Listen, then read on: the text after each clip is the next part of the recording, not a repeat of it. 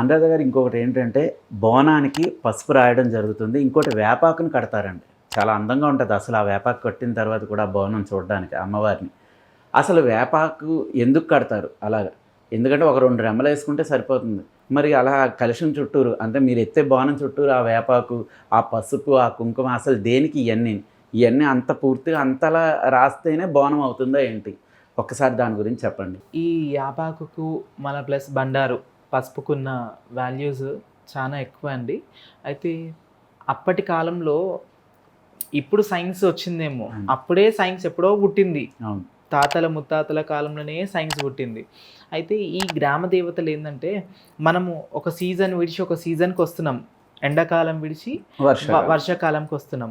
అయితే ఈ గ్రామ దేవతలని పొలిమేరు చుట్టూ అక్కడ కటమైసమ్మ అని, ఇక్కడ ఎల్లమ్మ అని, ఇక్కడ పోషమ్మ అని అట్లా గ్రామం చివరిలో అమ్మవారి గుళ్ళు పెడుతుండే అనమాట. అయితే గ్రామ చివరిలో అట్లా పెట్టినప్పుడు ఏంటంటే ఇప్పుడు మనం బోనాలు తీసుకొస్తాం. యాపాకులు అంటే యాంటీబయాటిక్ అంటే యాంటీబయాటిక్ తత్వం దాంట్లో ఎక్కువ ఉంటుంది అనమాట. నిరోధక శక్తిని ఎటువంటి క్రిములను రానియకుండా ఈ యాపాకు అనేది కాపాడుతుంది అనమాట. అందుకనే ఇంటింటికి ఒక యాప చెట్టు పెట్టుకోవాలి. యాప గాలి పిలిస్తే చాలా మంచిది. యాప చిగురు తింటే షుగర్ గిట్ట తక్కువ అవుతుంది అని అంటారు కదా. యాపాకుకున్న గుణం ఏ చెట్టుకు ఉండదు అనమాట. యాపాకు ఎన్నో 36 రోగాలను హరిస్తుంది అనమాట. అట్లా కాబట్టి ఈ యాపాకుకు చాలా ప్రాముఖ్యత ఇస్తారు.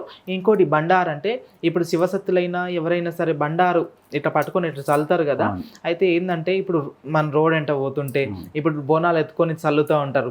అయితే ఏంటంటే బండారు పడిన చోటు ఈ క్రిములు కీటకాలు గిట్లు ఉండే అనమాట, బతుకవు, హరించిపోతాయి అనమాట.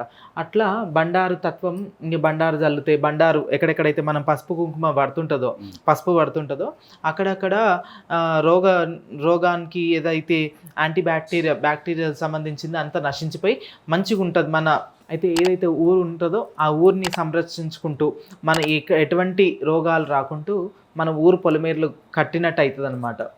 అది ఈ బోనాలు అందరి సుఖశాంతులతోటి పిల్లా పాపలతోటి అష్టైశ్వర్యాలు అందరికీ కలగాలనేసి మనస్ఫూర్తిగా కోరుతున్నాను. హిందూ టీవీ కూడా దినదినానికి అభివృద్ధి చెందాలనేసి మనస్ఫూర్తిగా కోరుతున్నాను. ప్రేక్షకులకు అందరికీ బోనాల పండుగ మరొకసారి బోనాల పండుగ శుభాకాంక్షలు. అందరు సర్వే జన సుఖినో భవంతు. తదాస్తు.